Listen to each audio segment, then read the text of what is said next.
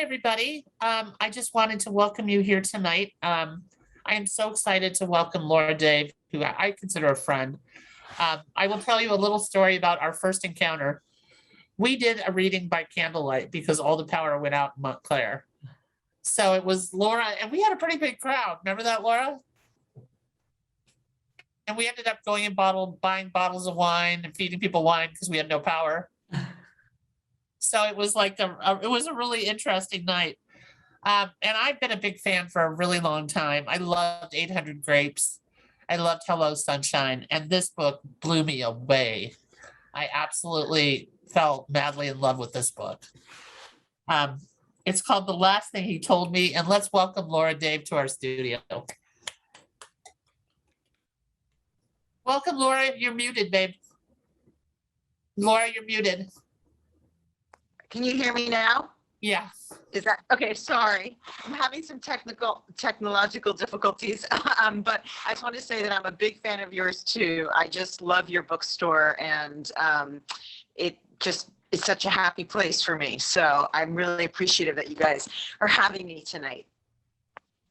Yeah, I mean, I was so excited when this book came out, and then when I found out it was partly based in the Bay Area. Yeah. And I do have one quick question. Sure. Because 800 Grapes was also based in the Bay Area. What are you attracted to in this area? So I really love towns that are on the end of the world in some way, or communities that are on the end of the world in some way. And 800 Grapes in West Sonoma County, and this in Sausalito. I just think it requires something different of its inhabitants that I like to infuse into my characters. And what inspired you, Laura, do you want to tell our guests a little bit about the book? Sure. Well, The Last Thing He Told Me is about a woman named Hannah Hall, who is newly married and has relocated from New York to Sausalito, California, to live with her husband and his 16-year-old daughter, who wants very little to do with her. Despite that, everything's going along pretty well until the day that her husband does not come home, leaving in his wake only a short note, "Protect her," and leaving Hannah to try to figure out what to do next. And as she tries to navigate the who, the whys and where of her husband's disappearance, she's also trying to forge a relationship with her stepdaughter, and make her feel safe in all of this uncertainty. And that's where the book sort of starts. Mm-hmm. Yeah, it's a really it's a great beginning because you don't waste any time. Like, I feel like you go right to this moment of crisis, and yet you know enough. I feel like I knew enough about the situation that I was immediately invested. Like I feel like you did that very skillfully. Oh, well, thank you. I appreciate that. Sam, I think you have some questions about why, because Laura, your books are so different, and Sam had a really cool way of saying it. Well, so I have to be honest, this is the first book of yours that I've read, and I enjoyed it so much. And but just when I did a quick sort of little check on your other books, this feels very different. It feels like a departure for you. So I wondered if you could talk about that switch in kind of what you chose to write about, and just your journey as a writer to this story. For me, all of my books start for me with a question and that I want to explore. And with this book, the question was, how can we ever know the people we love the most? But what was different with this book, it was what was inspiring it was this idea that the person that you are with could feel in direct opposition to who the world was telling you that person was. And I really wanted to, in order to highlight that and highlight what is required of someone put in a situation where they're trying to navigate who he or she thought they were married to versus who the world is telling them they were married to. I wanted to turn the volume up in a way that really lent this more to a sort of domestic suspense novel. And it was a genre that I've been very interested in. I love thrillers. I love reading them. And I knew I wanted to do this in a non-traditional way that was more similar to my other books, in that it was going to be a thriller rooted in hope, as corny as that sounds. All of my books, I try to write relationships or complicated relationships, but from a place of hope, from a place of trying to understand even actions that don't feel readily understandable. And here it lent itself to sort of using this format. And now I think, my next book that I just started working on will also be in that genre. Were you blown away by the popularity of this book? I mean, it created a buzz. I mean, I got the book pretty early, as you know. Yeah.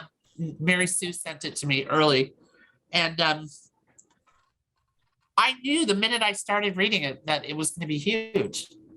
But I had no idea how huge. Well, that's very nice. And your opinion early on meant a lot to me and means a lot to me. I think I am still sort of pinching myself and blown away. I've been on both sides of releases that have been quite quiet, and this one, which has been, not quiet. And it's just really surreal, I think. I mean, that's the best way to describe it. But the nice thing is, what I always love the most is hearing from booksellers and hearing from readers. And with this book, I just get to hear from booksellers and readers more. So it's just really nice. And it makes me feel like, it's unbelievable. It really does feel kind of unbelievable. I was not expecting this sort of reception. Well, I think that I'm finding myself really drawn to the REESE's book club books. Yeah. They seem to be the kind of books that I absolutely love, because I love Daisy Jones. Oh, me too. I can just rattle them off. And I just think that she's like pushing the envelope. You know what I mean? She's asking people to look at, I mean, this could have been a quiet book, but I didn't think so. Not from page one. And the way it started, it was like, okay, I'm here already. Yeah. And and as Sam knows, I read it literally in one night. She did. Oh my gosh. All night to read it. Yeah. Well, I had to know what was happening. Oh, that's the highest compliment. I love hearing that. When I write, I actually write with the same song on repeat in the background. Every book, the song changes, but part of that is because I'm so, I want to keep a rhythm to the story in a way that what I hope for is people don't want to put the book down. And I feel like the music helps accomplish that. So I'm very, very happy to hear that you read it so quickly. I've actually read it twice. Wow. That's such an interesting practice. Are you able to tell us what the song was, or is it a trade secret? Oh, no, absolutely. It's a version of a Bruce Springsteen and the E Street Band song called If I Should Fall Behind. But the entire band is actually singing it together live in Madison Square Garden in New York City. Wow. Actually, REESE's book club, speaking of REESE's book club, I made a Spotify list for them of all the songs that sort of inspire Hannah's work and inspired the book. And that's the first song on the playlist. So anyone that's interested can go listen to it. Oh, that's so fun. And what's that process like to learn that your book has been chosen for REESE's club? Like, what actually happens? So it's sort of a wild thing, actually I'm turning this into a television show with my husband, and Hello Sunshine, REESE's company, is producing it. So both things were sort of happening simultaneously, that they optioned the book rights, and then shortly thereafter, from a different part of the company, I learned about the book club pick, and they're not related. Only a few of her books, and Kathleen just mentioned one of them, which was Daisy Jones. Also, they're turning it into a TV show and chose it, but most of her picks, that's not the case. So, when I found out the book was optioned, I thought, well, that's so exciting, but that probably means I'm not going to be a book club pick. And then someone from that side of the company called and said, congratulations, we're picking it for the book club. And you just sort of drop the phone. It's very hard to believe. That must Well, be I so honestly exciting. think that the Reese's Book Club is the Oprah of the early of the 90s, the Oprah Book Club. Mhm. Because I Oh, remember how the Oprah Book Club I mean, I was an events coordinator in Sonoma, so I was in the wine country. That's why I loved 800 Grapes. oh, wow. And I remember that we would get this like secret squirrel notice of what book was going to be picked. Yeah. And we would, order cases and cases in the beginning because it was like such a a phenomenon that people had never done this before. Well, And everybody yeah. wanted to read it. And I find now that people come in and they'll walk to the wall and they'll say, "Oh, it's a Reese's pick. I can read it." Oh, wow. That So would, I mean, I really think that Reese's pick especially is the Oprah Book Club of the 20s. yeah. I know that I personally, I hear that I read all the books she chooses, because in some way or another, they end up becoming stories that I'm the most drawn to, which is there's this Gloria Steinem quote about how important it is for women to watch other women become the hero of their own lives. And I think so many of the books she chooses follow that journey in a way. I like that. What is your writing process other than listening to the same song? Like when you get an idea, how long is it from the beginning of where you are to to the whole story coming together? Usually it's about 18 months. This book was a lot longer. This was 8 years. I actually wrote 800 Grapes. I took a break from this, wrote 800 Grapes, took another break from this, wrote Hello Sunshine. And I think it wasn't until without giving any spoilers away for people that haven't read it, the whole back part of the book shifted dramatically for me when I picked it up again in 2018. And I realized that this was really the primal story of someone becoming a mother in a way that I hadn't really seen shown before. She becomes a mother like through this sort of tragic confluence of events to almost grown person to a 16-year-old. And when I realized that, I was able to sacrifice some characters that I was having trouble sacrificing. And the book really moved in a different direction. And so the drafts, the early iterations from 2012 to 2018, I think only about 20,000 words remained from those early iterations. Oh my and I goodness. really began again. Yeah. Well, I remember you talking about this book when Yeah. you were touring for 800 Grapes. Yeah. Really? Yeah, because I asked you what you were working on and you said, well, I've Yeah. been working on this a while and I'm going Yeah. back to it. And Totally. I mean, I can tell you it was well worth the wait. I Oh, was like so proud of you. It was like, I was going, oh my God, she did it. This is it. This is the breakout. that's so nice. That's so nice to hear. Well, hopefully the new one, but now Famous Last Words won't take that long, but I think Mary Sue will come and find me in California and kill me if that's the case, but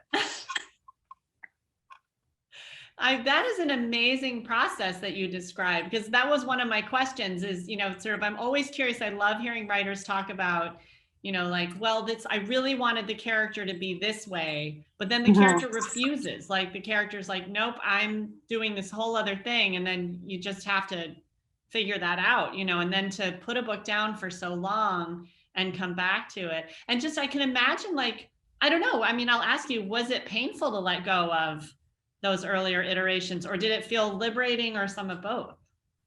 That's a great question. I think some of both. I really believe that what makes a writer is as much what they're willing to throw out as much as what they're willing to keep. And I've always sort of subscribed to that philosophy. I think that I love writing so much. I know like some writers often say they love having written, but I love writing. Like I love the process of sitting there. It's my happy place. And so in a weird way, that has helped me not grow too attached to things. But certain things keep coming back. This book kept coming back. And so I was able to throw away large pieces of it. What was really hard for me is a character who kind of doesn't have a happy ending. For those early iterations, had a much happier ending. He had a much happier ending, and I'm sure you can guess who I'm talking about. And that was hard for me because I'd grown attached to him, almost like he was a real person. Wow.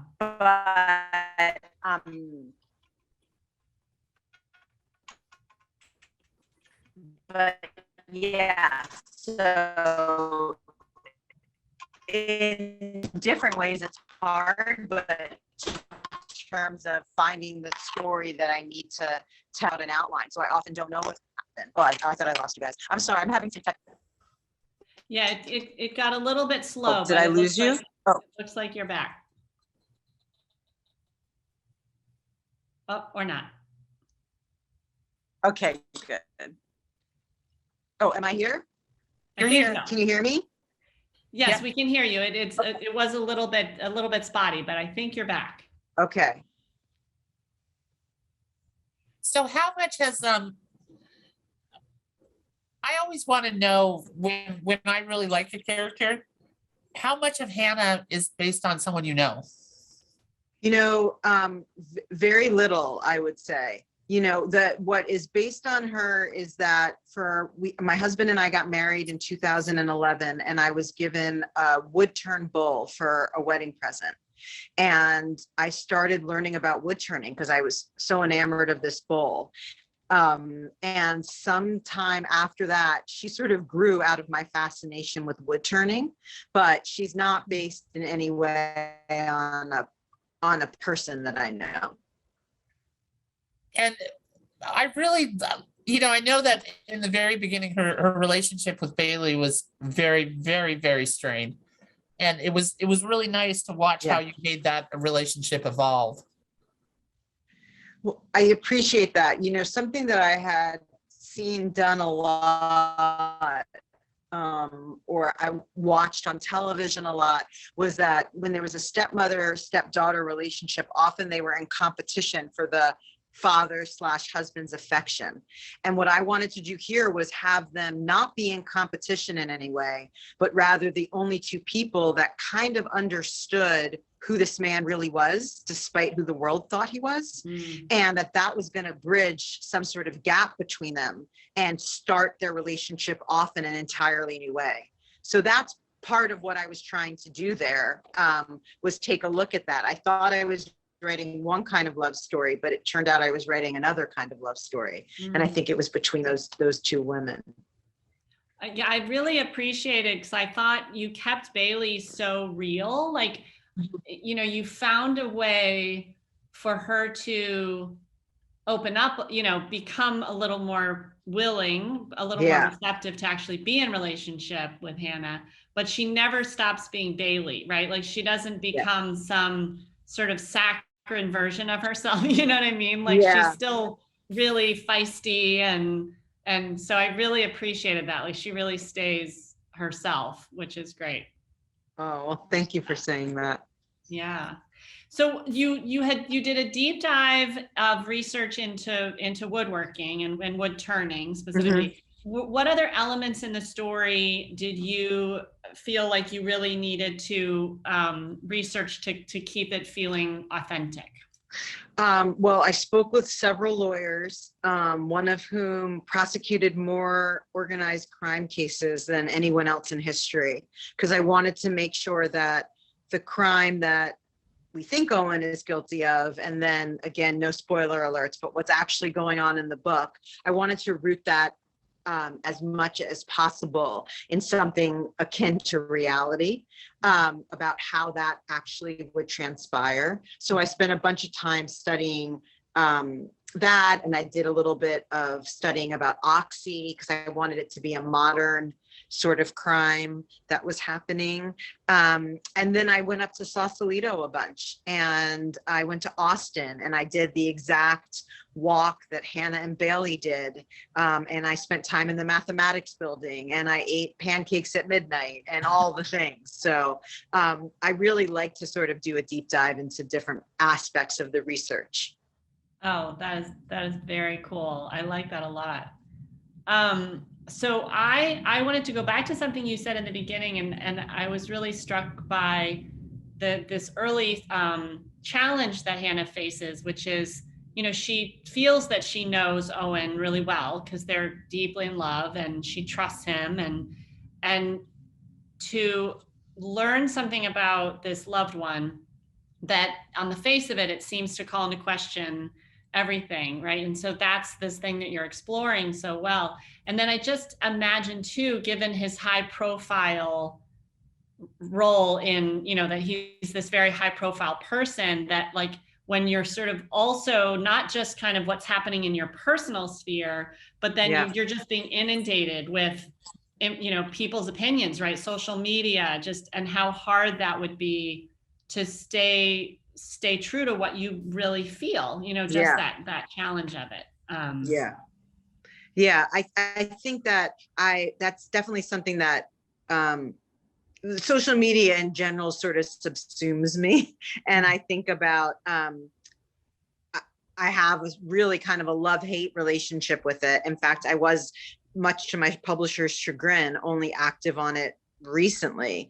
But I do think there is sort of something going on in the world now where so many of our private battles we also have to contend with publicly because of the nature of how the news cycle works now, and how everyone thinks that they have, they know someone because they click on their pictures a few times a day. I think it's all quite complicated. And I wanted to sort of breathe that aspect of the complication into the story, because I think it makes it really hard. I always think about, I have a young son, what it's like to grow up with that, and I worry about that. Oh, me too. I also have a 15-year-old and a 19-year-old, and neither one of them are really big on social media. It's, they don't get into it in a way, which I feel pretty lucky about. But I just try to imagine just all of these things that we're talking about, like having relationships and, figuring out who you are, and then you're just being bombarded all the time. So, Well, I actually thought that Bailey was so realistic just by, some of the things she does. Like when she blows off, taking care of what she should, and takes off when they're in Austin. And I also like that the way that you kind of crept her memories in, because she started remembering. Right. And I thought that was really, really brilliant, the way that you just kind of wove that in. Well, that's so nice. I think memory plays such a tricky role for us. And one of the other things I did for research was I was talking to psychologists about the way memory works, especially for young kids. And so much of what we think we remember are actually stories we've been told, and we actually remember it based on how someone remembered it for us. So like there's this thing that I forget if it's 6 years or 8 years, I think it's every 8 years, your memory, you no longer remember the memory, you remember the memory of the memory. And then it happens again 8 years later that you remember the memory of the memory of the memory. And my point in saying that is that it all becomes sort of fuzzy in our own minds. And Bailey was served up a picture of her life, which isn't accurate. And so then when she walks back into actual, truly familiar places, it's going to hit her in a different way. I'm going to think about that for a while. It's confusing. Yeah. I'm thinking I had some memories that I swore were my memories. And then I learned later that they didn't even happen. They're like, I told my mom one and she's like, that didn't quite happen like that. And I just started laughing. I was like, oh, it seems so real.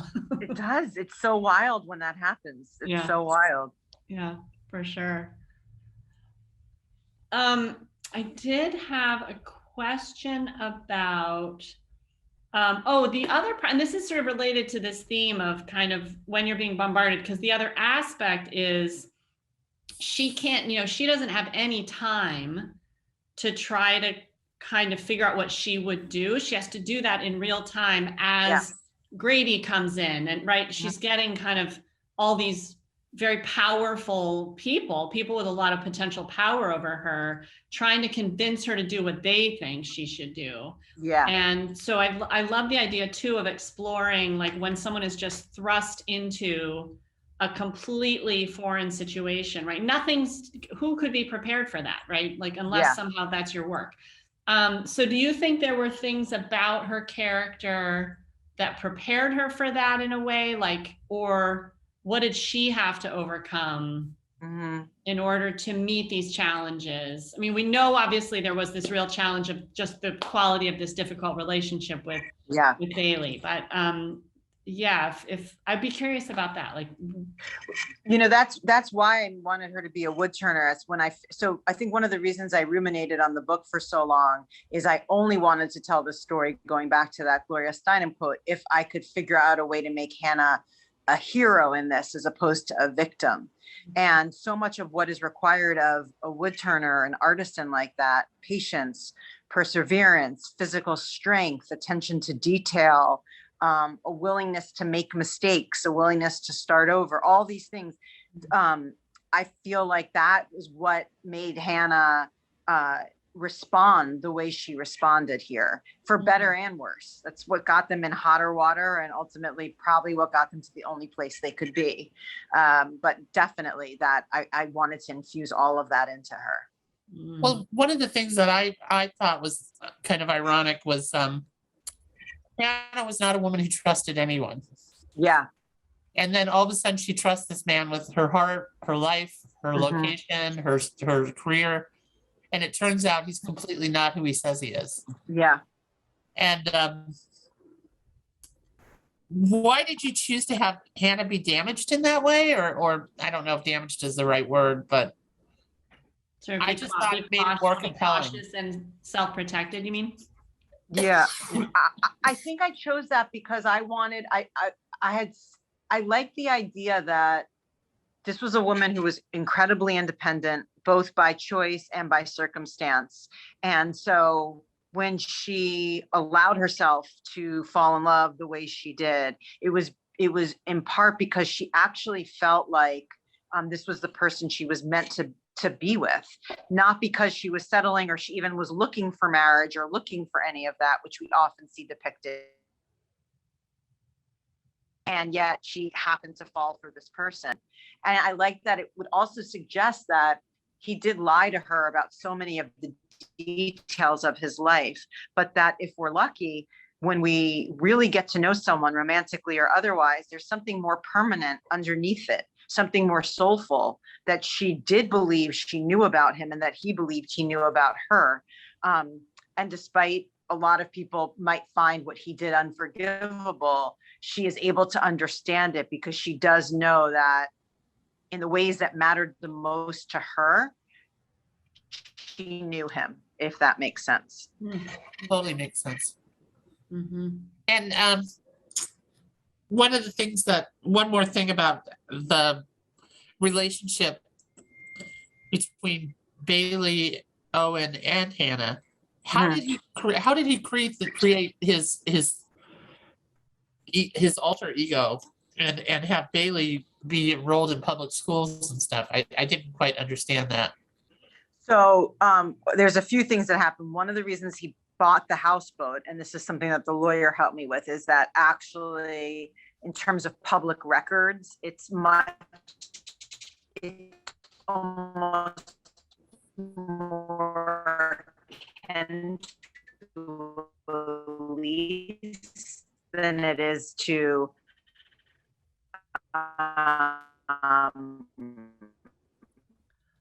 Laura, we're having a hard time like hearing. a real estate transaction, that there's records, and in a sequel that I'm going to be working. Sorry, I know I don't know what's going on. So but I'm having some technical difficulties. I was just going to say that some of those I will answer in the sequel when I get to it and in the series. But basically, Grady helped him a lot early on with some of the footwork that he needed to have done to create this other life. Establish Yes. a life. Yeah. Well, and going back to the betrayal piece, I mean, it's interesting too to set it up so that they've only been together for a year. Yeah. Because you know, if you think about if you're in a relationship for 20 years, right? Yeah. You often end up feeling like, did I ever really know? It's like, Yes, even exactly. after 20 years, it can happen. And you might come up against this for all sorts of reasons. So Absolutely. I was trying to heighten something that everyone deals with in one way or another. Right. If you're a witness to someone's life over a lifetime and all of a sudden they feel completely different to you. Right. Right. Yeah. And I think it says something about Hannah, because you could imagine some other character who's thrown into this situation a year in, and she's like, this isn't my responsibility. Like this girl who hates me. Like, why would I even try? Like, so. But I truly believe that Owen maybe did this because he felt it coming on, or he allowed himself to fall in love, and he picked a woman he knew he would want to be the person to protect Bailey. Yeah. Yeah, he trusted her. Yeah. I know. Huh. Well, why don't we Gloria, I have a question for you, which I like to ask every author, and it's annoying. Sure. I know. What are you working on next? I'm working on another domestic suspense novel that takes place on the California coast. Apparently, you're right, Kathleen. That's what I love. And I am finishing work on the TV series for this, which is going into production, knock on wood, in January. Ooh, That's so exciting. congratulations. Yeah, I'll believe that. Who's going to be producing it, Laura? Reese Witherspoon's company are the producers. Is it going to be Netflix, Amazon, or Hulu? Apple. Apple. Nice. Yes. I'll have to get Apple now. Yeah. So her production company and your book have the same name? Yes, isn't that funny? It's a coincidence. That's really cute. Well, maybe it was poetically supposed to happen that they became a Reese's book choice. Clearly. Exactly. Clearly. I was wondering if any of our friends out there have questions, or did we answer everything for you tonight? Maybe, yeah. If you have any questions for Laura, please put them in the chat, and we will make sure to ask them. Well, and so one thing we sometimes do with authors, and I don't want to put you on the spot, we've already talked about it a little bit, but you've been so busy writing that maybe you haven't had a chance to read much, but you did say you read all the REESE book club picks. If you wanted to share a title or two that really sparked you during this crazy year plus that we've had. I would love to. I'm just trying to think of what I've read. I read constantly. I loved Empire of Pain, which I just read, which I know is nonfiction, but I found it fascinating. And I just read Rock, Paper, Scissors this week, the new Alice Feeney book. I hope I'm saying her name right. I really like that.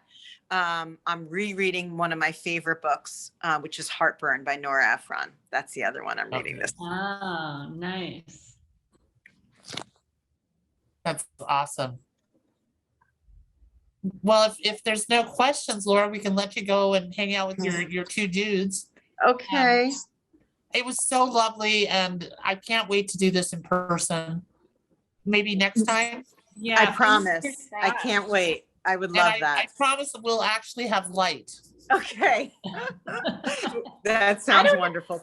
I don't know. I think we should, candlelit book events. I think that's great. I'm up for it. I'm up for doing that we again. had such a good time. Yeah, let's do it again. That sounds great. Laura, thank you. And I want to thank you for all your support during this pandemic too. Thank you guys. Thank you. And we have plenty at the store of Laura's book, The Last Thing He Told Me. So come on in and check it out. Thank you guys. Thank you. Thanks everyone.